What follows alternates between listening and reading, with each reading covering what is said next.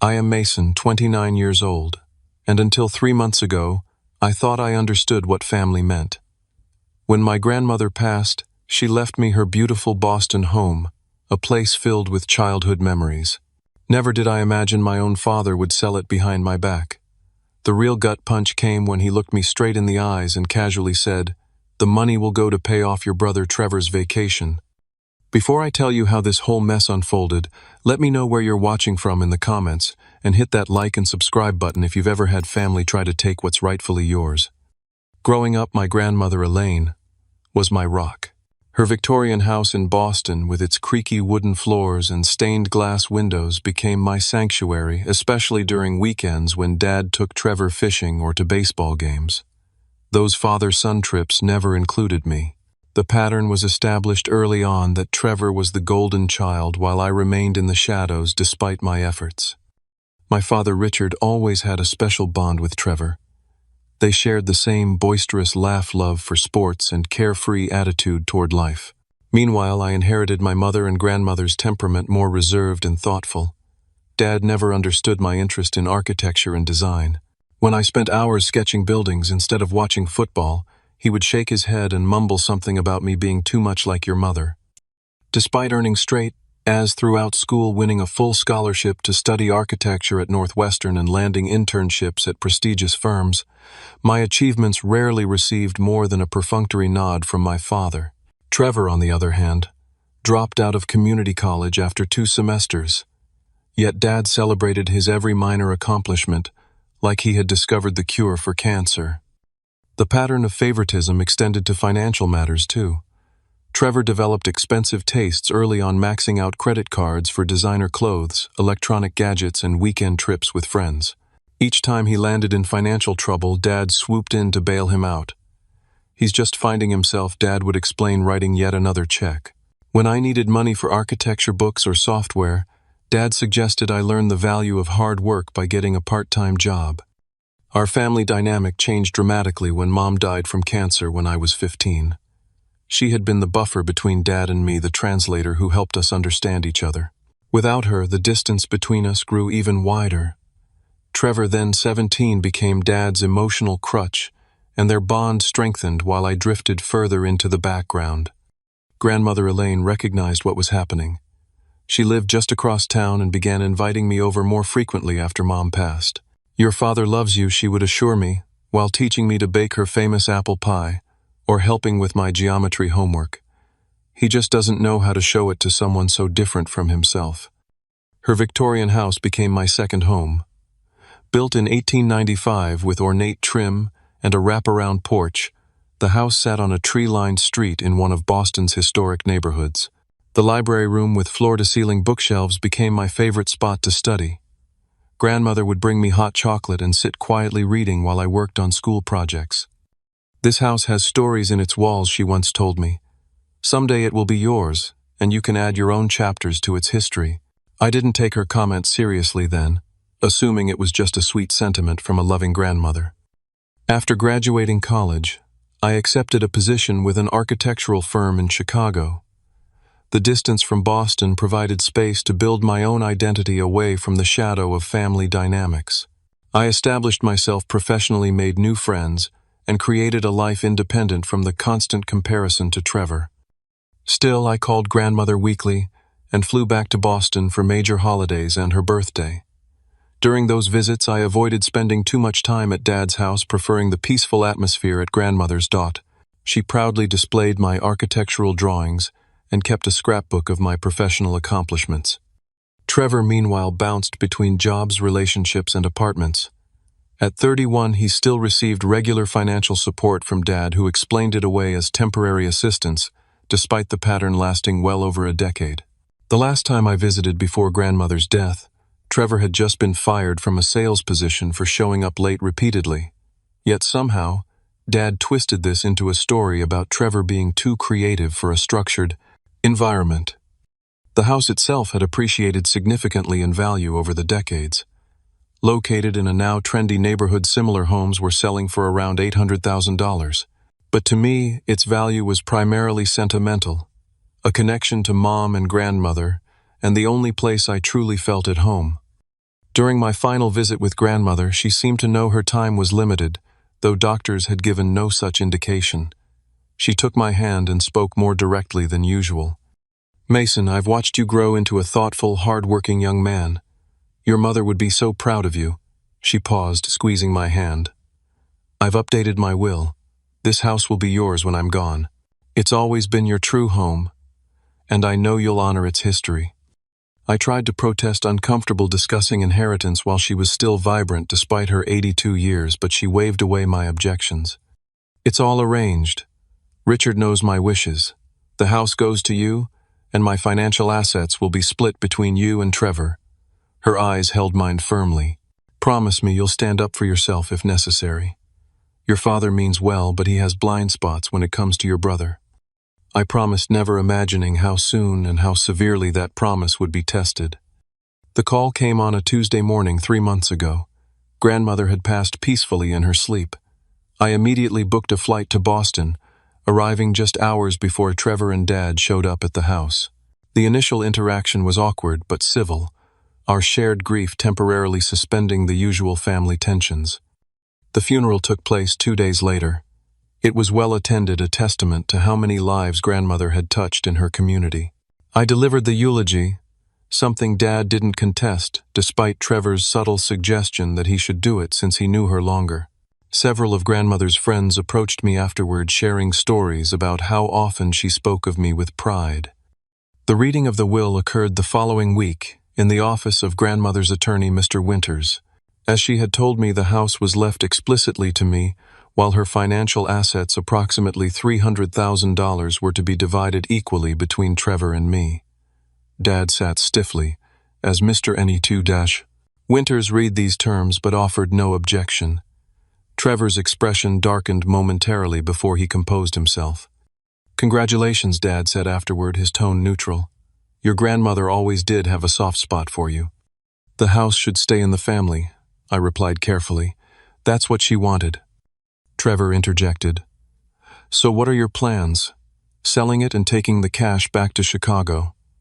There was an edge to his question that I chose to ignore. "No, I'm thinking about renovating and possibly moving back. I'd need to figure out job possibilities here first." To my surprise, Dad nodded approvingly. "It's a valuable property. Smart to hold on to it, especially in that neighborhood." The conversation felt like a tentative truce, the first time in years that Dad had endorsed one of my decisions.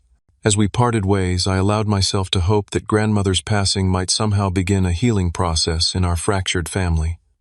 The next few weeks were busy, as I took personal leave from my Chicago firm to begin organizing grandmother's affairs. The house needed some updating. The electrical system was outdated, and the kitchen hadn't been renovated since the 90s, but its bones were solid. I contacted several contractors for estimates, envisioning how I might modernize certain aspects while preserving the historical character grandmother had so carefully maintained. During this time, an unexpected opportunity arose at work. The Chicago firm offered me a junior partner position, something I'd been working toward for years.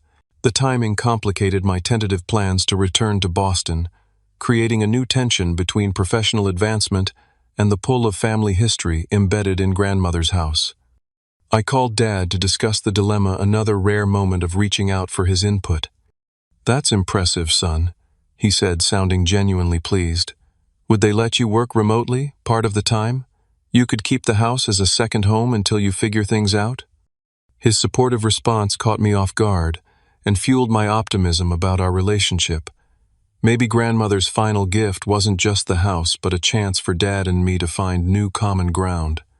Each day spent in the house strengthened my emotional connection to it. I discovered boxes of family photographs in the attic, including many of Mom that I'd never seen. I found grandmother's collection of letters, including correspondence with my grandfather during World War II. The house wasn't just a building, but a repository of family history. Mrs. Abernathy, the elderly neighbor who had been friends with grandmother for decades, stopped by regularly with home-cooked meals and stories about the neighborhood's history. During one visit, she mentioned seeing Dad at the house recently. "Your father was here with some official-looking man last week," she said casually. "I assumed he was helping you with paperwork or something similar." The comment struck me as odd since Dad hadn't mentioned visiting the house, but I was busy sorting through grandmother's belongings and didn't give it much thought. Maybe he was just checking on the property, or helping with some administrative detail I'd overlooked.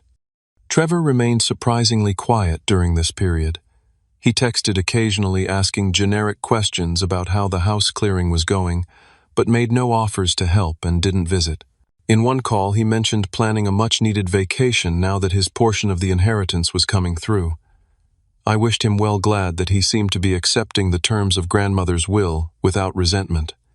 As I settled into a routine at the house, I began to envision my future there more concretely. One of the bedrooms could become a home office, allowing me to work remotely part-time if the Chicago firm agreed. The sunroom overlooking the garden would make a perfect drafting space with natural light streaming through the bay windows. For the first time since grandmother's passing, I felt a sense of purpose and direction. I even invited Dad over for dinner, cooking grandmother's signature roast chicken recipe. He seemed genuinely engaged as I showed him my preliminary renovation plans, offering practical suggestions about local contractors and permit requirements. The evening ended with him patting my shoulder awkwardly but affectionately, a gesture that felt like progress. "Your grandmother would approve of what you're doing here," he said as he left. "She always believed you had good judgment." Those words, so unlike his usual dismissive attitude toward my decisions, reinforced my growing hope that inheriting the house might be a turning point in our relationship.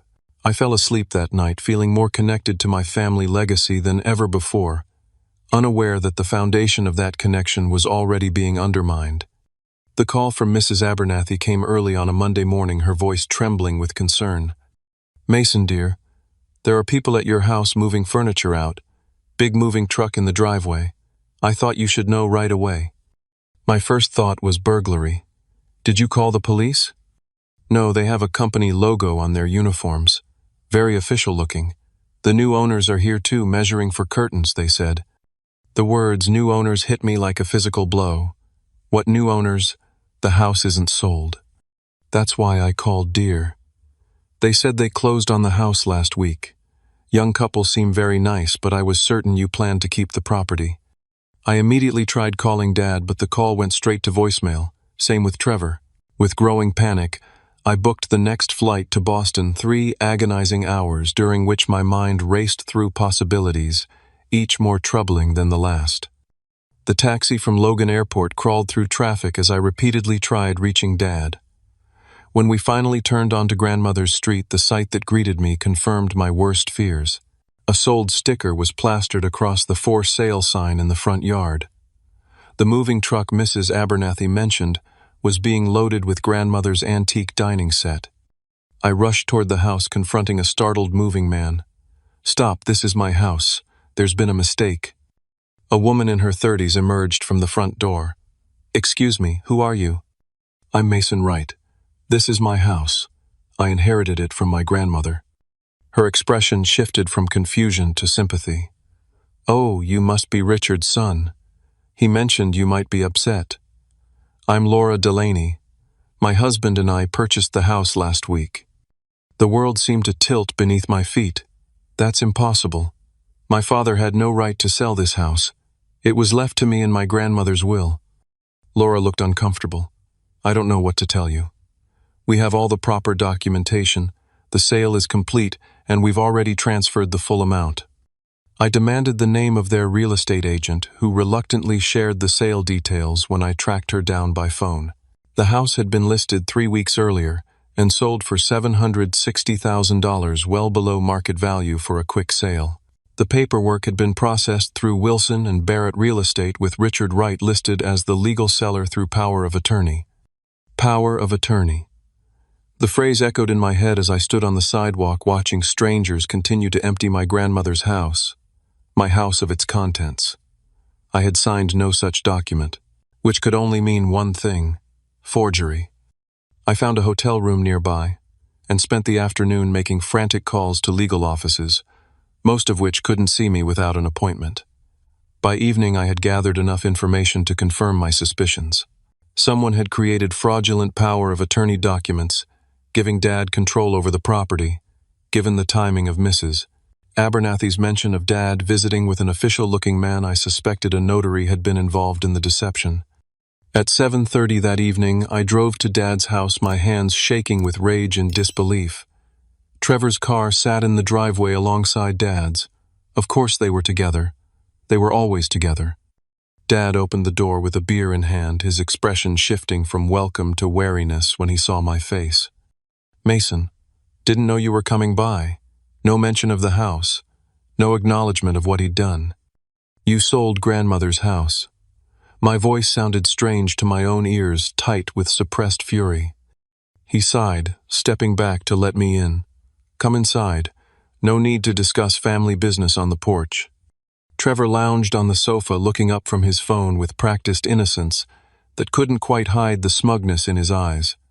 "You forged my signature on power of attorney documents," I continued, ignoring Trevor completely. "You sold property that legally belongs to me." Dad had the audacity to look annoyed rather than guilty. "Sit down, Mason. You're overreacting." "Overreacting. You committed fraud. You stole my inheritance. Where's the money, Dad?" He took a long swig of beer before answering.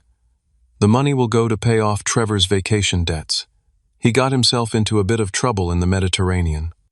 The casual way he said it, as if discussing a minor scheduling inconvenience rather than theft of nearly $800,000, left me momentarily speechless. Trevor interjected. "It wasn't just a vacation. It was an investment opportunity that didn't pan out." "Investment opportunity," I repeated flatly.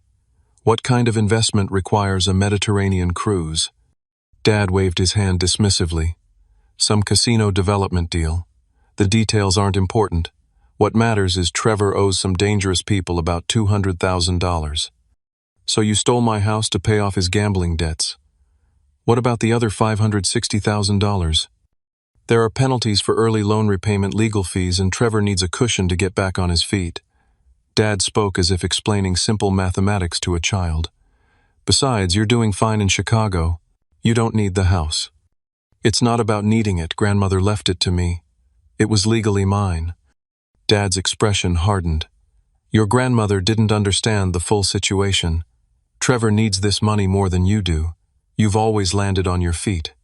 The implication was clear. My independence and success were being used against me, while Trevor's repeated failures were once again being rewarded. The injustice of it burned in my chest. So because I worked hard and made something of myself, I deserve to have my inheritance stolen, while Trevor gambles away a fortune and gets bailed out again. Trevor stood up, finally dropping the innocent act. "Not everyone has it as easy as you, golden boy. Some of us have to take risks to get ahead." "Easy," I laughed bitterly. "Nothing has ever been easy. I just didn't expect handouts every time I screwed up." Dad stepped between us. "That's enough. What's done is done. The house is sold. The new owners seem like nice people who will take good care of it." The finality in his voice made the betrayal complete. He felt no remorse, no acknowledgement of the moral and legal lines he had crossed. In his mind, taking from me to give to Trevor was not just justified, but right. As I turned to leave, Trevor called after me. "Thanks for the bailout, bro. Maybe I'll send you a postcard from my next cruise." I didn't respond. There were no words adequate for the depth of betrayal I felt walking out of that house. My father had not only stolen my inheritance, but had done so with the belief that he was entitled to redistribute my grandmother's final gift as he saw fit. The family I thought I knew had revealed themselves to be strangers willing to commit fraud against one of their own. Driving back to the hotel, I made a decision. This wouldn't stand. For once in my life, I wouldn't quietly accept being sidelined in favor of Trevor. This time I would fight back. Sleep eluded me that night. I lay awake in the sterile hotel room, replaying the confrontation with Dad and Trevor, each recollection bringing fresh waves of anger and disbelief. How could my own father forge my signature? How could he justify stealing something explicitly left to me in grandmother's will? The casual way he announced the money would go to Trevor's gambling debts kept replaying in my mind, his tone suggesting I should find this perfectly reasonable. Morning brought no clarity, only the gritty-eyed exhaustion of emotional upheaval. I called my boss in Chicago requesting an emergency extension of my leave. To his credit, he heard the distress in my voice and granted 2 more weeks without pressing for details. My first action was scheduling a consultation with a local attorney. The earliest available appointment was 3 days away, an eternity given the circumstances. While waiting, I began gathering what information I could. I visited the county records office, confirming the sale had indeed been processed with alarming speed. The power of attorney document bore a signature that resembled mine, but contained subtle differences that any detailed forensic analysis would reveal as fraudulent. With growing horror, I also discovered Dad had accessed grandmother's bank accounts before they could be frozen and distributed according to the will. Nearly $30,000 had been withdrawn 2 days after her funeral money that should have been divided between Trevor and me. I called Mr. Winter's grandmother's attorney, but his receptionist informed me he was on vacation for 2 weeks. His junior associate could only confirm that the will had been properly filed, but offered no assistance regarding the fraudulent sale. When I returned to my hotel that evening, Trevor was waiting in the lobby. His typical swagger was tempered with caution as he approached. "Look, I know you're upset," he began, maintaining a careful distance. "But try to see this from Dad's perspective. He's just trying to balance things out between us. Balance things out by committing fraud." My voice rose, drawing glances from nearby guests. Trevor lowered his voice. "Keep it down, would you? I'm trying to help you save face here. Fighting this will just tear the family apart and embarrass everyone." "The family?" I laughed bitterly. "What family?" "The one where Dad forges my signature to steal my inheritance. That family." "You're being dramatic. It's just a house. You weren't even planning to live in it full time." "It was grandmother's home. She left it to me not to pay off your gambling debts." Trevor's expression hardened. "It wasn't gambling. It was business networking. Those contacts will pay off eventually. $200,000 of networking on a Mediterranean cruise. Who exactly were you networking with? Casino owners?" His silence confirmed my suspicion. "You never change, Trevor, and Dad never stops enabling you." I turned to walk away. "The rest of the family agrees with Dad, you know," he called after me. "Aunt Linda and Uncle Paul think you're being selfish, making a big deal out of this." The statement stopped me cold. "You've already told the extended family." Trevor smirked. Dad explained the situation. "Everyone understands he did what was necessary for family harmony." The implications were clear. Dad was mobilizing family support, crafting a narrative where I was the unreasonable one for objecting to having my inheritance stolen. The betrayal was expanding beyond just Dad and Trevor, to include aunts, uncles, and cousins, who would now view me as the troublemaker disrupting family peace. That night I received calls from both Aunt Linda and Uncle Paul, each delivering carefully worded suggestions that I should let this go for the sake of the family. Neither directly addressed the forgery or theft, focusing instead on how Trevor has always struggled and your father was just trying to help both his sons in the ways they needed most. The gaslighting was so blatant it would have been laughable if it weren't so painful. Family members who had attended the will reading, who knew grandmother's wishes, were now pretending this criminal act was a reasonable family decision. I felt increasingly isolated, cut off from the support system I'd taken for granted. Even my cousin Emma, who had always been an ally, texted that while she understood my disappointment, family has to stick together through disagreements. Disagreements. As if fraud and theft were simple differences of opinion. Sleep-deprived and emotionally raw, I drove to the house the next morning hoping for one last chance to walk through the rooms before the new owners completely claimed the space. Laura Delaney was there alone, supervising painters in the living room. Her expression shifted between sympathy and discomfort when she saw me. "Mason, right. Look, I understand this is difficult, but my husband and I purchased this house in good faith." I know I said surprised by the calm in my voice. "I'm not here to cause problems for you. I just wanted to see it one more time."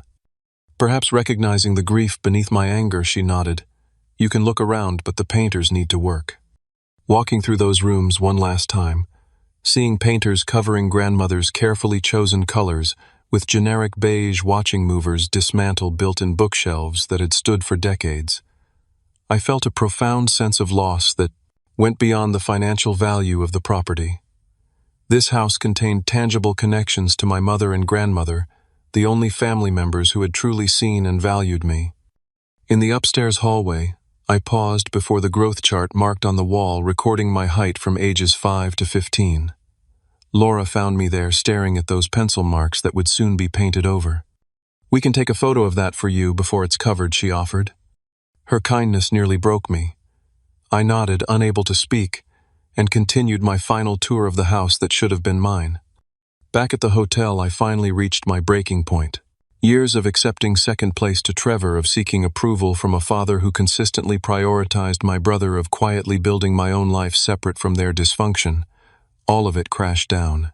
I called my Chicago friend Marcus, the only person who knew the full history of my family dynamics. They did what Marcus's outrage provided the first validation I'd received since this nightmare began. "That's not just wrong, it's criminal. You need to fight this, Mason. Not just for the money, but because you deserve better than being their perpetual doormat."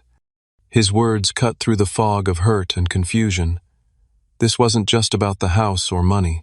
It was about a lifetime pattern of being devalued, of having my needs considered secondary to Trevor's, of my achievements being used to justify giving him more, rather than celebrating what I'd accomplished. The next day, I requested a second meeting with Dad, hoping a calmer conversation might penetrate his certainty. He agreed, suggesting we meet at a local diner rather than his home. The neutral setting did nothing to soften his position. If anything, being in public forced him to double down to avoid admitting wrongdoing. "You've always been fine on your own, Mason," he said, stirring his coffee. "Trevor needs help. He always has. Your grandmother didn't understand that. So you decided to override her explicit wishes, to commit forgery and fraud." Dad flinched at the words but recovered quickly. "I did what was necessary for this family. Trevor would have been destroyed by those debts. And what about me? What about what I need?" "You?" He looked genuinely puzzled. "You've never needed anything from me. You've made that abundantly clear with your independence." The statement revealed the twisted logic that had shaped our relationship for decades. My self-sufficiency, born partly from necessity after being repeatedly overlooked, had become justification for further neglect. Meanwhile, Trevor's dependence was rewarded with unlimited support and resources. "That's not how family is supposed to work, Dad. You don't punish capability and reward failure." "I'm not punishing you. I'm helping Trevor. By stealing from me." He sighed heavily, checking his watch. "I need to get back to work. I was hoping you'd be reasonable about this." As he stood to leave, I realized with absolute clarity that no argument would change his mind. In his worldview, taking my inheritance to bail out Trevor was not just acceptable but right. The house had never been mine in his eyes, despite grandmother's will, despite the law. Walking back to my hotel, I made my decision. This wasn't just about the house anymore. It was about standing up against a lifetime of being dismissed and devalued. For once, I wouldn't quietly accept being sacrificed for Trevor's benefit. I called Marcus again. "I need recommendations for the best lawyer specializing in inheritance fraud and elder law in Boston. Price is no object." It was time to fight back. The attorney's office was located in a converted brownstone near Boston Common, its understated elegance suggesting success without ostentation. Patricia Wilson, recommended by 3 separate legal contacts as the best elder law and inheritance fraud specialist in Massachusetts, greeted me with a firm handshake and direct gaze. "Tell me everything," she said once we were seated in her office. "Start from the beginning, and don't omit details even if they seem insignificant." For the next hour, I outlined the situation from grandmother's death through the discovery of the fraudulent sale. Patricia took notes, occasionally asking clarifying questions, but mostly listening with focused attention. When I finished, she leaned back in her chair. "Your case has several strong elements. The will clearly states the house was left to you. The power of attorney document was forged. The timing of the sale suggests premeditation rather than a misunderstanding." She tapped her pen against her notepad. "However, we face challenges. Family courts often prefer mediation over litigation, especially when the dispute involves parents and children. And your father will likely claim he was acting in the family's best interest." "He stole nearly $800,000, I pointed out. "Yes, And that's why I believe we can build a compelling case. But first, we need more evidence. She slid a notepad across the desk. I need you to make a list of every potential witness who can confirm your grandmother's intentions regarding the house. Also, do you know if she kept the original copy of her will in a safe deposit box? The question triggered a memory. Grandmother had mentioned a safe deposit box at Boston First National, where she kept important documents. I'd completely forgotten about it in the chaos following her death. Patricia's eyes lit up at this information. We need to access that box immediately. If she kept original documents there, they could be crucial to our case. The next morning, armed with the death certificate and proof of my identity as a beneficiary, I visited Boston First National. The process took several hours, but eventually I was escorted to a private room with the contents of grandmother's safe deposit box. Inside, I found exactly what we needed. Original copies of her will dated 6 months before her death with explicit instructions that the house be left to me. Also included was a personal letter addressed to me written in her familiar handwriting. My dear Mason, it began. If you're reading this, I'm no longer here to protect what's rightfully yours. I've seen how your father favors Trevor and fears this might extend to my final wishes. This letter confirms my sound mind and absolute intention that my house pass directly to you upon my death. No one, not even your father, has the right to override this decision. The letter continued expressing her love and confidence in me and her hope that the house would provide both financial security and a connection to family history. It was dated just 2 weeks before her death and signed not only by her but witnessed by her doctor and attorney. This document was gold, as Patricia confirmed when I brought it to her office. This establishes clear intent and sound mind. It directly counters any claim your father might make about acting on your grandmother's unstated wishes. With this foundation, we began building our case methodically. Patricia assigned a paralegal to interview neighbors, including Mrs. Abernathy, who provided statements about grandmother's frequent mentions of leaving the house to me. The paralegal also tracked down grandmother's bridge club friends, several of whom confirmed hearing her specific plans regarding the inheritance. The most damning evidence came from grandmother's personal journal, which I found among boxes of her belongings that had been hastily moved to Dad's garage during the house sale. The journal contained multiple entries expressing concern about Trevor's financial irresponsibility and Dad's enabling behavior. Richard called again, asking for money for Trevor. One entry read, "Claims it's for business school tuition, but I suspect another bailout for gambling debts." I refused. My responsibility now is protecting assets for Mason, who uses resources wisely. Another entry dated just a month before her death was even more explicit. Met with Mr. Winters to update my will. Richard has been suggesting I distribute assets more evenly, which I suspect means giving Trevor control of the house. I've made it clear the house goes to Mason. Richard seemed unhappy but accepted my decision. Patricia was particularly interested in this entry. This suggests your father knew exactly what the will contained and was already considering ways to circumvent it before your grandmother died. Meanwhile, our investigation uncovered the notary who had authenticated the forged power of attorney document. Facing potential criminal charges himself, he admitted that Richard had brought the document already signed, claiming I was out of the country and had authorized him to handle the property sale. The notary's statement provided further proof of deliberate fraud. Bank records revealed more troubling patterns. Dad had begun transferring funds from grandmother's accounts within days of her death, well before the will was officially processed. These transfers, along with the rapid house sale below market value, suggested not just opportunism, but premeditated financial exploitation.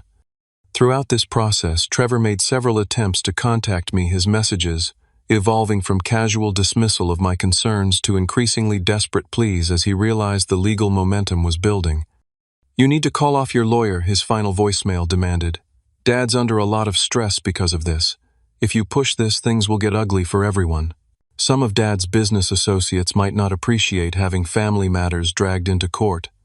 The thinly veiled threat only strengthened my resolve. I forwarded the voicemail to Patricia, who added it to our growing file of evidence. As our case solidified, Patricia presented me with strategic options. We have two potential approaches. We can pursue civil remedies demanding full restitution of the property value plus damages, or we can push for criminal charges, fraud, elder, financial abuse, and forgery. All carry potential jail time in Massachusetts.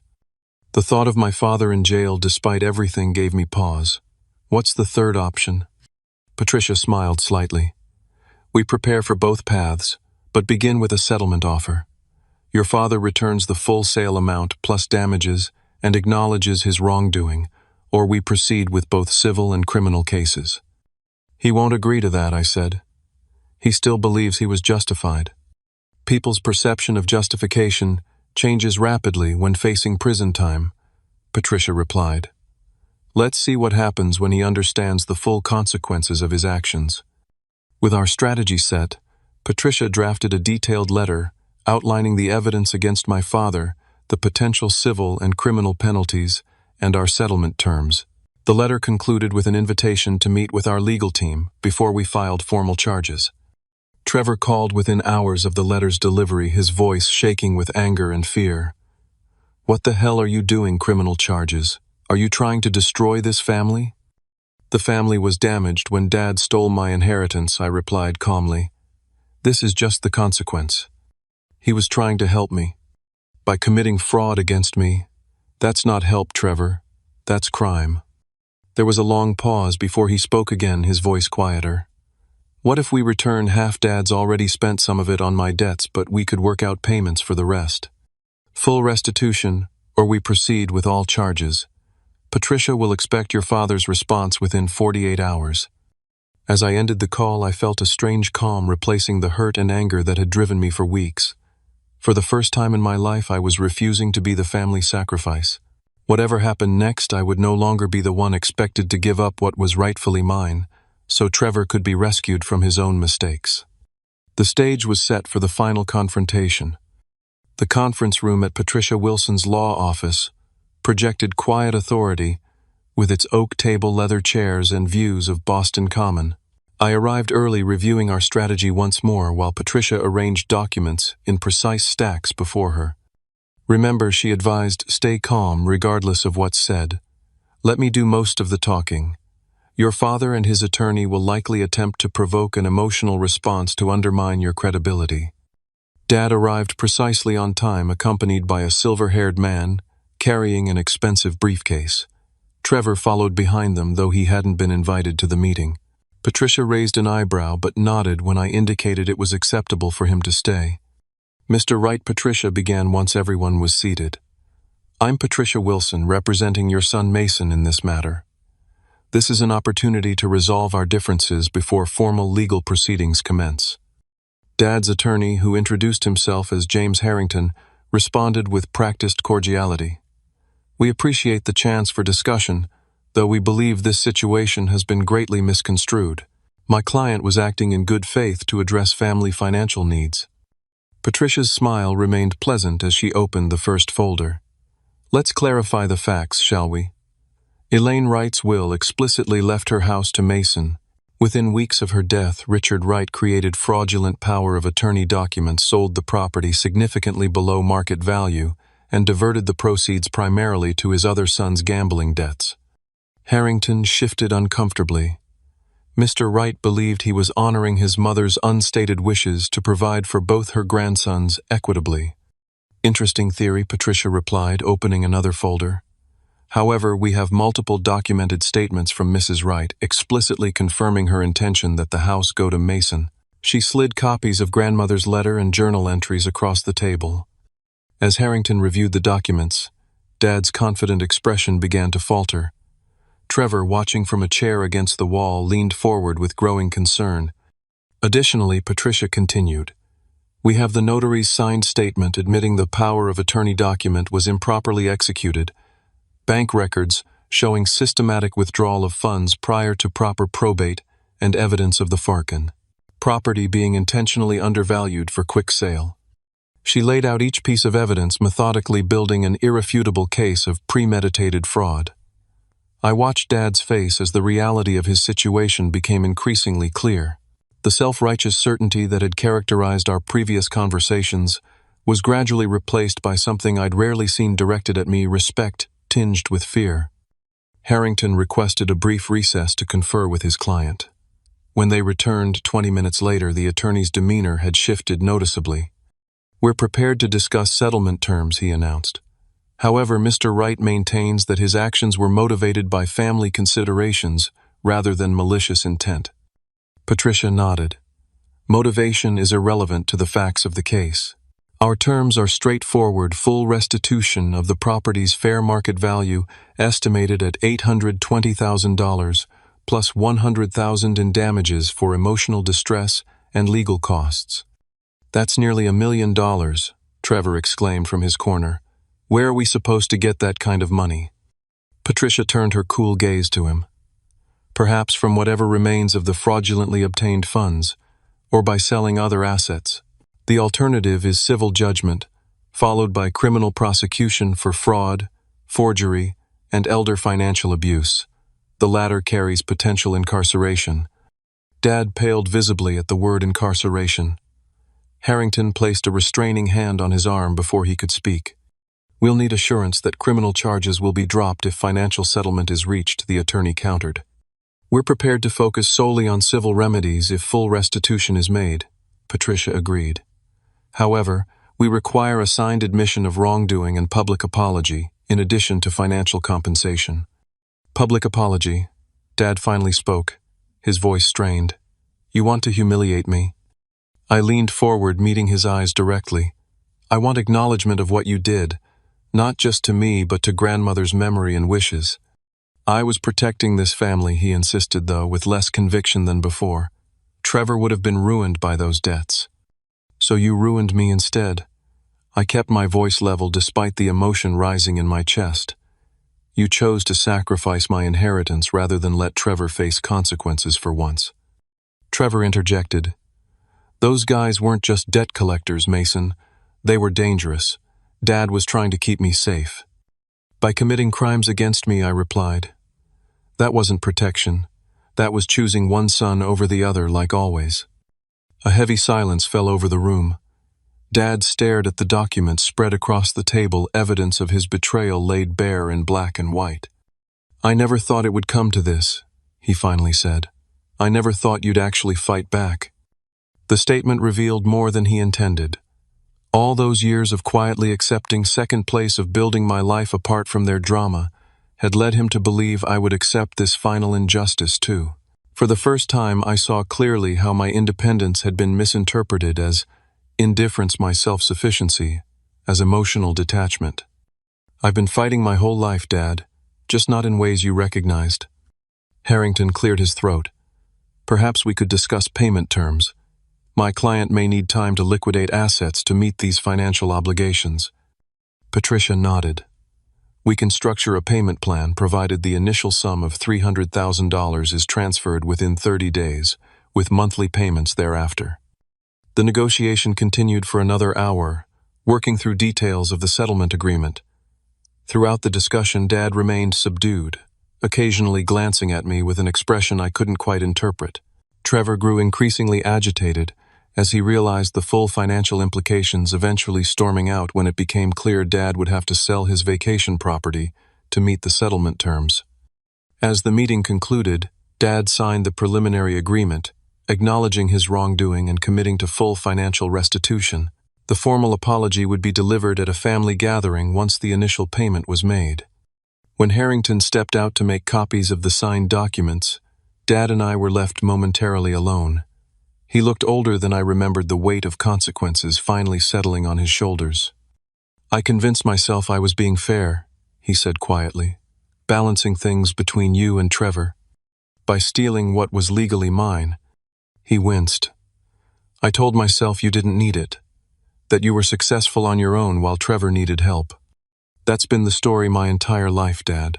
Trevor needs help, so Mason gets less. Trevor struggles, so Mason's achievements don't matter." "That's not true," he protested, but without conviction. "It is true, and this time it crossed from unfair to illegal." I gathered my papers, preparing to leave. "You know what's ironic? If you'd just asked me for help with Trevor's situation, explained the danger he was in, I might have offered to sell the house voluntarily and share the proceeds. But you never considered that option, did you? The possibility clearly hadn't occurred to him. In his mind, I had always been the independent one needing nothing while Trevor's needs took precedence by default. Would you really have done that? He asked. We'll never know. You chose fraud instead of honest conversation. As Patricia returned with the finalized documents, I felt a strange mixture of vindication and sadness. I had finally stood up against the family pattern that had defined my life, but the victory came at the cost of whatever fragile relationship might have been possible with my father. Walking out of the office that day, I knew something fundamental had shifted, not just in how my father and brother saw me, but in how I saw myself. No longer the quiet one who stepped aside for family peace. No longer the reliable son whose needs could be indefinitely deferred. For better or worse, I had finally demanded the respect that had been withheld for decades. The long-term consequences remained to be seen, but in that moment I felt a weight lifting that I hadn't even realized I'd been carrying. The settlement unfolded largely as agreed over the following months. Dad sold his lakeside vacation home to make the initial payment, and monthly installments followed from liquidating investment accounts. The full restitution would take 2 years to complete, but Patricia had structured the agreement with sufficient legal safeguards to ensure compliance. The question of criminal charges weighed on me heavily. Though we had grounds to pursue prosecution regardless of the civil settlement, I ultimately decided against it, not from any residual sense of family loyalty, but because incarceration seemed an empty punishment that wouldn't undo the damage already done. The financial consequences and public acknowledgement of wrongdoing seemed sufficient retribution for a man whose self-image was built on being the family patriarch and provider. With the first substantial payment in hand, I faced decisions about how to use the reclaimed inheritance. The house itself was gone, sold to the Delaney's, who had already begun extensive renovations. While legally I could have challenged their ownership as buyers of fraudulently sold property they had purchased in good faith, and displacing them felt unnecessarily punitive. Instead, I established the Elaine Wright Memorial Scholarship at grandmother's alma mater, dedicating $50,000 to support female architecture students. The gesture felt like a way to honor her memory beyond the physical structure she had left me, extending her legacy to future generations of creators and builders. The remaining funds allowed me to purchase a brownstone in Chicago's Lincoln Park neighborhood, not far from my firm's offices. The property, built in 1902, possessed some of the same architectural character as grandmother's house, with bay windows and ornate woodwork that reminded me of her home. Renovating it became both a professional challenge and personal healing process, transforming the space while preserving historical elements that connected to my past. My relationship with Dad and Trevor entered a new phase characterized by careful distance rather than active conflict. The formal apology delivered at a small family gathering as specified in our agreement was clearly difficult for Dad. Standing before assembled relatives, many of whom had initially supported his actions, he acknowledged forging documents, selling property that wasn't his to sell, and violating both legal standards and family trust. I believed I was solving one problem, he admitted, voice strained but steady, but instead created a greater injustice. I apologized to Mason for taking what was rightfully his, and for betraying the trust between father and son. The words were correct, though I sensed they came more from legal necessity than genuine remorse. Still, the public acknowledgement shifted family dynamics immediately. Aunts and uncles who had pressured me to let it go for family peace now approached with awkward expressions of support, claiming they hadn't understood the full situation. Trevor's reaction proved more complicated. Initially, he alternated between resentment at losing his financial bailout and attempts to re-establish our former relationship through texts and calls that carefully avoided mentioning the legal proceedings. When these overtures received minimal response, he shifted to accusations that I had destroyed the family by involving lawyers instead of accepting Dad's decision. I maintained limited contact with both of them, exchanging occasional texts and obligatory holiday calls, but declining invitations for extended visits. The boundaries felt necessary for my own well-being, a recognition that genuine reconciliation would require changes neither seemed capable of making. Professional success provided unexpected consolation during this period of family estrangement. The junior partnership I had been offered before grandmother's death materialized with expanded responsibilities and creative control over several significant projects. Channeling energy into work that had always fulfilled me became a form of healing, allowing me to focus on creation rather than loss. Through therapy, I began recognizing patterns established in childhood that had shaped my adult responses. The tendency to quietly accept unequal treatment to build self-worth through achievement rather than connection to avoid conflict, even at personal cost, all stemmed from years of family dynamics where Trevor's needs consistently superseded mine. Understanding these patterns didn't erase them, but provided a framework for conscious change. I also discovered the importance of chosen family. Friends like Marcus, who had supported me throughout the legal battle, proved more reliable and nurturing than blood relations. I invested more deeply in these relationships, creating holiday traditions and regular gatherings that filled the space left by distancing from Dad and Trevor. Occasionally, painful moments still surfaced, passing grandmother's old neighborhood during a business trip to Boston, discovering a childhood photograph where Dad actually had his arm around me instead of Trevor, hearing that Trevor had accumulated new gambling debts, but without access to my inheritance, was finally facing genuine consequences without bailout. During our most recent phone call, Dad ventured into territory we had mostly avoided since the settlement. "I've been thinking about what you said," he began hesitantly, "about how I might have handled Trevor's situation differently." And I prompted when he fell silent. "You were right. I never considered just talking to you honestly. I assumed you wouldn't help because—" He paused again. "Because you've always seen me as the one who doesn't need anything I finished for him. Yes, the independent one. The successful one. Those aren't bad things to be, Dad. No, but they became excuses. For giving you less. For expecting less from Trevor." The admission surprised me, suggesting reflection I hadn't thought him capable of. Whether it signaled potential for genuine change remained uncertain, but it offered a glimmer of possibility where I had seen only permanent estrangement.